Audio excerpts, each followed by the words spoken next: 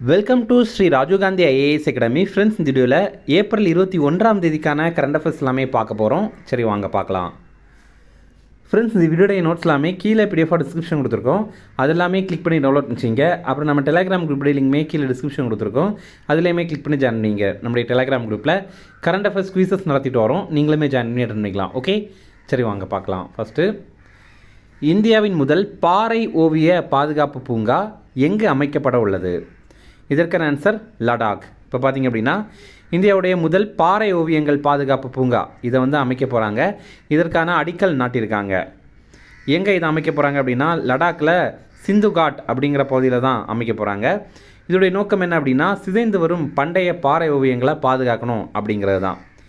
இதனால் இந்த பாறை ஓவியங்கள் சிதையுது அப்படின்னா, இயற்கையுடைய செயல்பாடுகள் மூலமாக சிதையுது. அதாவது பார்த்திங்கன்னா, அதிகமாக மழை பெய்கிறது, பல்வேறு ஆண்டுகளாக அங்கே மழை பெய்கிறது, அப்புறம் காற்றடிக்கிறது, இதன் மூலமாகவும் பாறை ஓவியங்கள் அழியுது.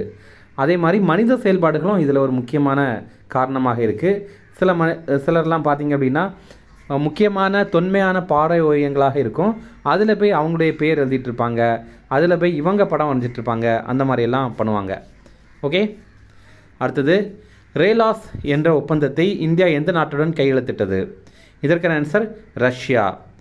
இப்போது ரேலாஸ் அப்படிங்கிற ஒப்பந்தம் நடைமுறைக்கு வந்திருக்கு.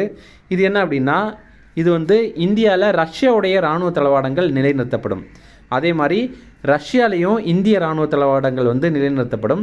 எந்த மாதிரி அப்படின்னா, ஒரு 3000 இராணுவ வீரர்கள், அப்புறம் 5 போர்க்கப்பல்கள், அப்புறம் 10 போர் விமானங்கள், இந்த மாதிரி ரஷ்யாவுடைய இதெல்லாமே 5 ஆண்டுகள் இந்தியாவில் நிலைநிறுத்தப்படும்.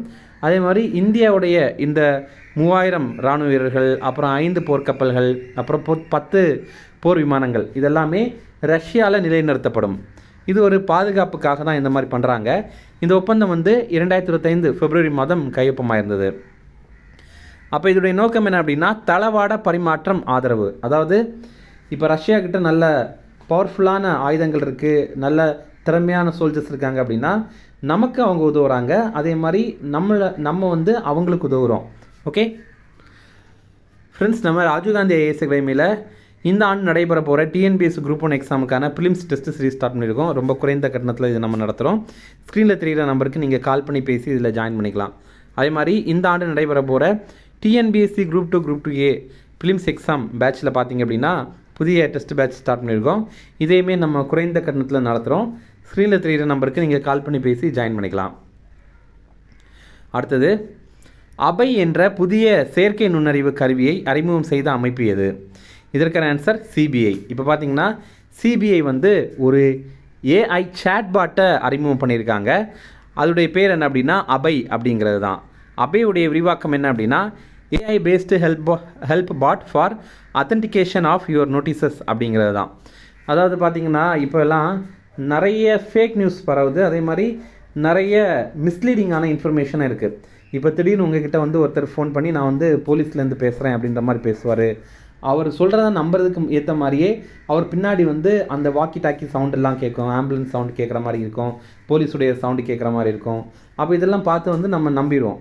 அப்போ இதிலிருந்து மக்களை பாதுகாக்கணும் அப்படிங்கிறதுக்காக இந்த அபை அப்படிங்கிற செயற்கை நுண்ணறிவு கருவியை சிபிஐ அறிமுகம் பண்ணியிருக்காங்க. இதை பற்றி டீட்டெயிலாக பார்க்கலாம். அப்போ டிஜிட்டல் பண மோசடி மற்றும் இணையவழி குற்றங்களை தடுக்கிறதுக்காக சிபிஐ அபை அப்படிங்கிற கருவியை உருவாக்கியிருக்கு. இது ஒரு செயற்கை நுண்ணறிவு உரையாடல் தளம். நமக்கு ஏதாவது சந்தேகங்கள் இருக்குது அப்படின்னா நம்ம உரையாடல் மூலமாகவே தெரிந்து கொள்ளலாம். பொதுமக்கள் அவங்களுக்கு வர்ற அழைப்புகள் அல்லது அறிவிப்புகள் உண்மையானது தானா அப்படிங்கிறத தெரிந்து கொள்ள முடியும். இப்போ ஒரு ஃபோன் வருது அப்படின்னா, அந்த ஃபோன்லேருந்து நாங்கள் போலீஸ்லேருந்து பேசுகிறோம், உங்களை நாங்கள் டிஜிட்டல் அரெஸ்ட் பண்ணுறோம் அப்படின்ற மாதிரி பேசுகிறாங்க அப்படின்னா, அது உண்மையானது தானா அப்படிங்கிறத இந்த ஒரு அபை அப்படிங்கிற உரையாடு தளத்தின் மூலமாகவே நீங்கள் தெரிந்து கொள்ளலாம். அதே மாதிரி உங்களுக்கு ஒரு அரெஸ்ட் வாரண்ட் அனுப்பியிருக்கோம் அப்படின்ற மாதிரி ஒரு நோட்டீஸ் அனுப்புகிறாங்க அப்படின்னு வச்சிங்களேன், அதை கூட நீங்கள் இதில் அப்லோட் பண்ணி இது உண்மையானது தானா அப்படிங்கிறத கண்டுபிடிக்கலாம். அடுத்தது, எந்த ஆண்டுக்குள் இந்தியா மற்றும் தென்கொரியா வர்த்தகத்தை ரூபாய் 5 லட்சம் கோடி மதிப்பில் உயர்த்த பேச்சுவார்த்தை நடைபெற்றது? இதற்கான ஆன்சர் 2030. இப்போ பார்த்திங்க அப்படின்னா, பிரதமர் மோடி மற்றும் தென்கொரியாவுடைய அதிபர் லீ ஜா மியூங் இவங்க 2 பேருக்கு இடையில் பேச்சுவார்த்தை நடைபெற்றிருக்கு. 2010 ஆண்டு இந்த 2 நாடுகளுக்கு இடையில் பொருளாதார ஒப்பந்தம் போடப்பட்டிருந்தது. இப்போ இதை புதுப்பிக்க தான் இந்த பேச்சுவார்த்தை தொடங்கியிருக்காங்க. அதே மாதிரி இருதரப்பு வர்த்தக மதிப்பு இப்போது ரூபாய் 2.5 லட்சம் கோடியாக இருக்குது. 2030 இதை ரூபாய் 5 லட்சம் கோடியாக உயர்த்தணும் அப்படின்னு இலக்கு வச்சுருக்காங்க. அடுத்தது, தற்போது இந்தியாவில் விஸ்வா சூத்ரா என்ற முன்னெடுப்பை தொடங்கிய அமைச்சகம் எது? இதற்கான ஆன்சர் ஜவுளித்துறை. இப்போ பார்த்திங்கன்னா மத்திய ஜவுளித்துறை அமைச்சகம் இந்த விஸ்வா சூத்ரா அப்படிங்கிற புதிய முன்னெடுப்பை தொடங்கியிருக்காங்க. இது என்ன அப்படின்னா, இந்தியாவுடைய ஜவுளித்துறை படைப்புகளை உலக அரங்கில் காட்சிப்படுத்துவதற்கான திட்டம். இதன் மூலமாக இந்திய ஜவுளித்துறை மேம்படுத்தப்படும்.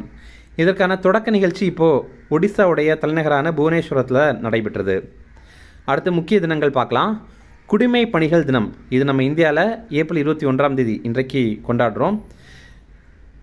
சர்தார் வல்லபாய் பட்டேல் இவர் இந்தியாவுடைய முதல் ஆட்சி பணியாளர்கள்கிட்ட உரையாற்றின தினம் தான் இந்த ஒரு தினம். 1947 ஆண்டு ஏப்ரல் 21 அவர் உரையாற்றினார். சில அட்வைஸ் எல்லாமே அவங்களுக்கு கொடுத்துருந்தார். இந்தியாவில் குடிமை பணிகளின் தந்தை அப்படின்னு சார்லஸ் காரன்வாலிஸ் பிரபுவை தான் சொல்கிறோம். ஓகே, இனி ரிவிஷன் பார்க்கலாம். இந்தியாவின் முதல் பாறை ஓவிய பாதுகாப்பு பூங்கா எங்கே அமைக்கப்பட உள்ளது? இதற்கான ஆன்சர் லடாக். அடுத்தது, ரேலாஸ் என்ற ஒப்பந்தத்தை இந்தியா எந்த நாட்டுடன் கையெழுத்திட்டது? இதற்கான ஆன்சர் ரஷ்யா. அடுத்தது, அபை என்ற புதிய செயற்கை நுண்ணறிவு கருவியை அறிமுகம் செய்த அமைப்பு எது? இதற்கான ஆன்சர் சிபிஐ. அடுத்தது, எந்த ஆண்டுக்குள் இந்தியா மற்றும் தென்கொரியா வர்த்தகத்தை ரூபாய் 5 லட்சம் கோடி மதிப்பில் உயர்த்த பேச்சுவார்த்தை நடைபெற்றது? இதற்கான ஆன்சர் 2030. அடுத்தது, தற்போது இந்தியாவில் விஸ்வா சூத்ரா என்ற முன்னெடுப்பை தொடங்கிய அமைச்சகம் எது? இதற்கான ஆன்சர் ஜவுளித்துறை. அவ்வளோதான் ஃப்ரெண்ட்ஸ். அப்புறம் போன வீடியோவில் நம்ம ஒரு ப்ரீவியஸ் இயர் கேள்வி கேட்டிருந்தோம். அதற்கான ஆன்சர் பார்க்கலாம். பின்வரும் மாநிலங்களில் திருநங்கைகள் நல வாரியம் ஒன்றை நிறுவிய முதல் மாநிலம் எது அப்படிங்கிறது தான் கேள்வி. இதற்கான கரெக்டான ஆன்சர் ஆப்ஷன் சி, தமிழ்நாடு அப்படிங்கிறது தான். நம்ம தமிழ்நாடு தான் முதல் முறையாக இதை தொடங்கியிருக்கோம். அடுத்தது, இந்த கேள்வியில் பார்த்தீங்க அப்படின்னா இதுவும் ஒரு ப்ரீவியஸ் இயர் கேள்வி தான். இதில் சில முக்கியமான சட்டங்கள் கொண்டு வந்திருக்காங்க. அந்த சட்டங்கள் எப்போ இயற்றப்பட்டது அதனுடைய அடிப்படையில் நீங்கள் வரிசைப்படுத்துக அப்படின்ற மாதிரி கேட்டிருக்காங்க. இதெல்லாம் ரொம்ப ரொம்ப முக்கியமான சட்டங்கள், நம்ம கண்டிப்பாக தெரிஞ்சுக்க வேண்டிய சட்டங்கள். இதில் முதல்ல மகப்பேறு நிதியுதவி திட்டம் சொல்லியிருக்காங்க. இரண்டாவதாக மகாத்மா காந்தி தேசிய ஊரக வேலைவாய்ப்பு உத்தரவாத சட்டம், இதை பற்றி தெரிவித்திருக்காங்க. மூன்றாவதாக கல்வி உரிமை சட்டம், இதை பற்றி தெரிவித்திருக்காங்க. நான்காவதாக சட்டப்பணிகள் ஆணைக்குழு சட்டம், இதை தெரிவித்திருக்காங்க. நீங்கள் இதில் எது முதல்ல பாஸ் பண்ணாங்க அப்படிங்கிறது, அதாவது எதெல்லாம் முதல்ல இயற்றிருந்தாங்க அப்படிங்கிற ஆர்டரில் நீங்கள் வரிசைப்படுத்துங்க. அவ்வளோதான் ஃப்ரெண்ட்ஸ். இந்த வீடியோ பிரச்சனை கண்டிப்பாக லைக் பண்ணுங்கள். நம்மளுடைய சேனலுக்கு சப்ஸ்கிரைப் பண்ணி வச்சுங்க. உங்கள் நண்பர்களுமே ஷேர் பண்ணுங்கள். கண்டிப்பாக அவங்களுக்கும் வேணுதான் இருக்கும். Okay, thank you.